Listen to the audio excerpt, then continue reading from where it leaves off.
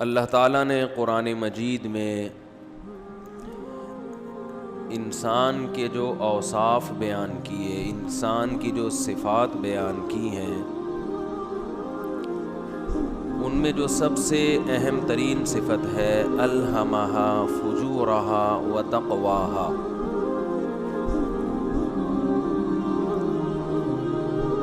کہ اللہ نے انسان کو برائی بھی بتائی اور نیکی بھی بتائی، دونوں چیزیں الہام کی ہیں، دونوں چیزوں کی طلب رکھی ہے۔ قرآن جب انسان کی صفات سے بحث کرتا ہے، یعنی جب انسان کو ڈیفائن کرتا ہے، تو اس کے ڈیفائن کرنے کا انداز اور ایک سائنٹسٹ کے ڈیفائن کرنے کے انداز میں زمین اور آسمان کا فرق ہوتا ہے۔ بات آ رہی ہے سمجھ؟ مثال کے طور پر آپ جب ڈاکٹر کے پاس جاتے ہیں کلینک میں، ڈاکٹر آپ سے کہتا ہے جی بتائیے اپنے بارے میں، تو آپ کیا بتاتے ہیں؟ یعنی اپنے آپ کو ڈیفائن کرتے ہیں، اپنے بارے میں بتاتے ہیں، کہ تنخواہ بتاتے ہیں؟ بولو بھائی، اپنی قوم بتاتے ہیں؟ جب ڈاکٹر کے سامنے آپ اپنے آپ کو ہائی لائٹ کریں گے تو آپ بیماریاں بتانا شروع کر دیں گے۔ ڈاکٹر کہتا ہے جی بتائیے اپنے بارے میں کچھ بتائیں، فوراً آپ کبھی گردے پہ ہاتھ لگا رہے ہوگے، ڈاکٹر صاحب ادھر بھی درد ہوتا ہے، ڈاکٹر صاحب جب صبح اٹھتا ہوں طبیعت کچھ بجھی بجھی سی ہوتی ہے۔ یہی ہو رہا ہے آج کل لوگوں کے ساتھ، جو 18 سال کی عمر میں جب صبح اٹھ کے جو فریشنس ہوا کرتی تھی طبیعت میں، ایک ایسا جیسے جنت میں آ گئے، اب صبح بھی ویسے ہی سست ہوتے ہیں جیسے رات کو ہوتے ہیں۔ تو یہ آپ اپنی کوالٹیز بیان کر رہے ہیں کہ میرے اندر یہ خصوصیات ہیں۔ کوالٹی تو نہیں کہیں گے، یعنی جو اپنی صفات ہیں آپ اس کو بیان کر رہے ہیں۔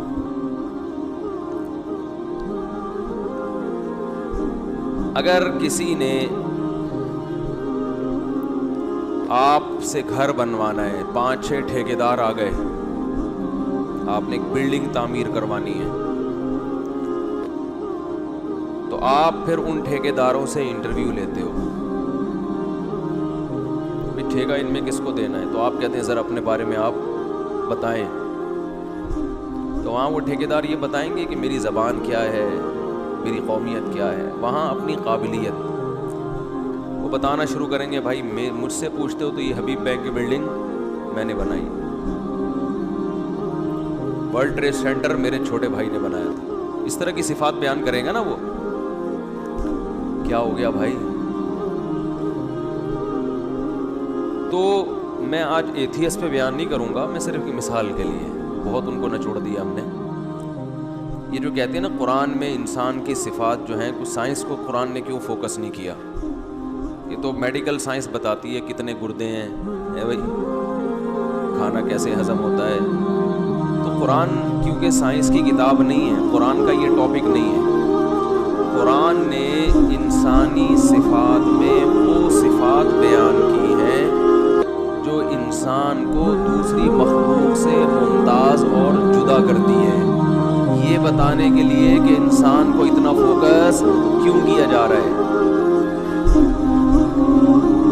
کیونکہ بہت سے لوگ ایتھیس یہ اعتراض کرتے ہیں کہ اس کائنات میں انسان کی حقیقت کچھ بھی نہیں ہے، اتنی بڑی کائنات، اس میں نظام شمسی کی حیثیت ایک ذرے کی سی ہے،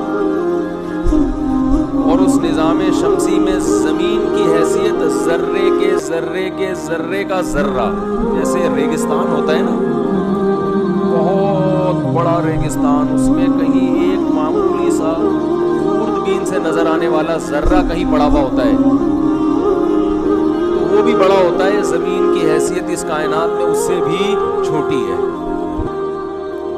اور پھر اس پر اتنے چھوٹے چھوٹے انسان.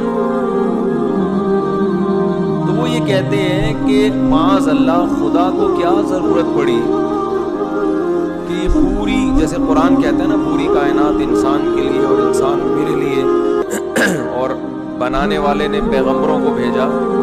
تو کہتے ہیں اتنی حقیر مخلوق، اتنی چھوٹی مخلوق جو کائنات کے کسی کونے کھانچے کے بھی کھانچے میں پڑی ہوئی ہے، معاذ اللہ اللہ اس مخلوق کو اتنی لفٹ کیوں کرائے گا کہ اس میں پیغمبر بھیج رہا ہے، اس میں آسمانی کتابیں نازل کر رہا ہے، اور اس کے لیے پوری کائنات اس کے لیے بنی ہے. تو یہ کیا ہے، اس کی حیثیت کیا ہے انسان کی اس کائنات میں؟ بات آ رہی ہے سمجھ میں اشکال آ رہا ہے؟ اشکال ہی سمجھ میں نہیں آ رہا تو جواب کہاں سے سمجھ میں آئے گا؟ بھئی یہ تو ہم کہتے ہیں نا سید الانبیاء، تمام پیغمبروں کے سردار محمد صلی اللہ علیہ وسلم انسانیت کے لیے آئے، پھر اللہ نے قرآن نازل کیا، تورات نازل کی، انجیل نازل کی. تو وہ کہہ رہے ہیں یہ تو کوئی اوقات 2 ٹکے کا انسان نہیں ہے. یا تو یہ کائنات میں بہت بڑی اس کی ویلیو ہوتی، نظام شمسی یا اس کائنات میں جو سب سے بڑا سیارہ ہوتا اس پہ یہ حکومت کرتا. اتنی عظیم مخلوق کو حصے میں دیا کیا ہے؟ ایک معمولی سا ذرہ. یہ کوئی اتفاق ہے یہ پیدا ہو گیا، یہ کیا ہے؟ ایسا ہی ہو گیا. کوئی لفٹ کرانے کی کوئی مخلوق نہیں ہے کہ اگر کوئی خدا ہے تو اس کو اتنا پروٹوکول دے گا، ایسا نہیں ہے. بات آ رہی ہے سمجھ میں؟ تو اصل میں انہوں نے انسان کو مادی اعتبار سے انسان کا وزن کرنے کی کوشش کی ہے. مادی اعتبار سے انسان کی واقعی کوئی ویلیو اتنا سا تو ہے. 6 فٹ کا آدمی بہت بڑا، ہمارے ہاں 6 فٹ کا آدمی ہوتا ہے، تو اس کائنات میں، پوری کائنات میں اس کی حیثیت ہے کیا؟ تو اسی لیے قرآن انسان کی جو میڈیکلی، جو انسان کی جو فزیکل باڈی ہے نا، اس کو اہمیت نہیں دیتا، بلکہ اگر قرآن انسان کی باڈی کو بیان کرتا ہے تو وہ تو انسان کو اس کی اوقات دکھانے کے لیے کہ تمہاری اوقات تو یہ ہے، یعنی یہ بتانے کے لیے کہ تمہاری ہماری نظروں میں باڈی کے لحاظ سے کوئی اوقات نہیں ہے. اتنے سے ہو، اتنے سے، اتنے کی سپرلیٹو ڈگری ہوتی ہے اتے، کہتے ہیں نا اتا سا. ایک ہوتا ہے اتنا سا، ایک ہوتا ہے اتا سا. پدا سا ہے، اتا سا ہے. تبھی آپ 29واں پارہ سورہ معارج اسے اٹھا کے دیکھیں، دوسرا رکوع. کلا انا خلقناہم مما یعلمون، فرمایا ایسا نہیں ہے، انسان اپنے آپ کو بہت قابل عزت سمجھتا ہے. نا نا نا نا، کلا، ایسا نہیں ہے، کچھ بھی نہیں ہو، کوئی اوقات نہیں ہے تمہاری. کس لحاظ سے؟ مادی اعتبار سے کوئی اوقات نہیں ہے. کیوں؟ انا خلقناہم مما یعلمون، ہم نے تمہیں جس پانی سے بنایا ہے وہ تمہیں پتہ ہے.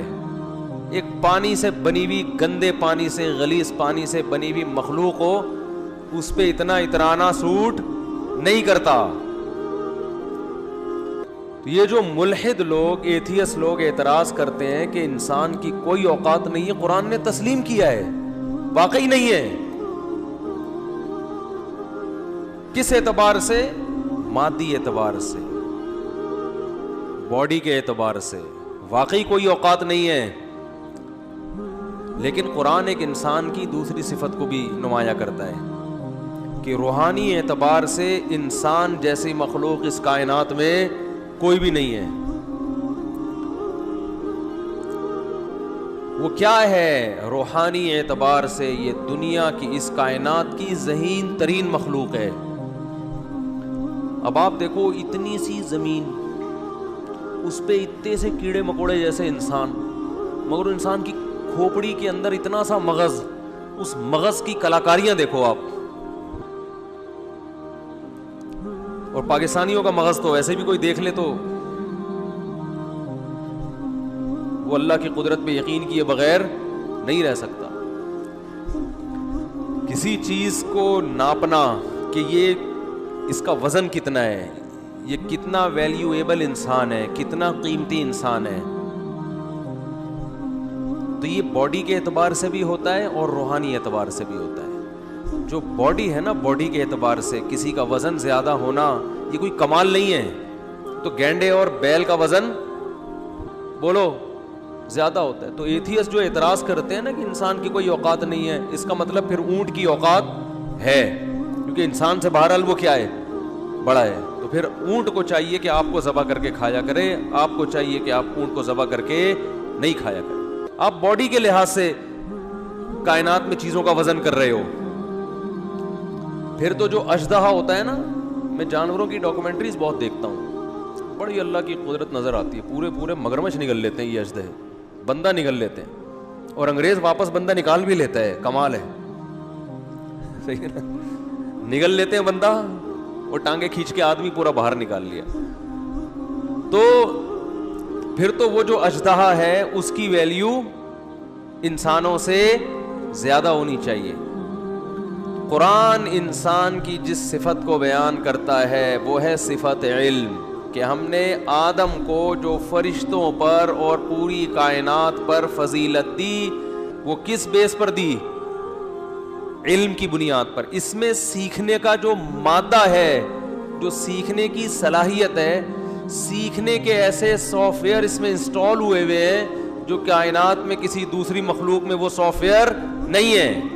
انسٹالیشن ایسی ہوئی ہوئی ہے, ونڈو بڑی خاندانی ڈلی ہوئی ہے.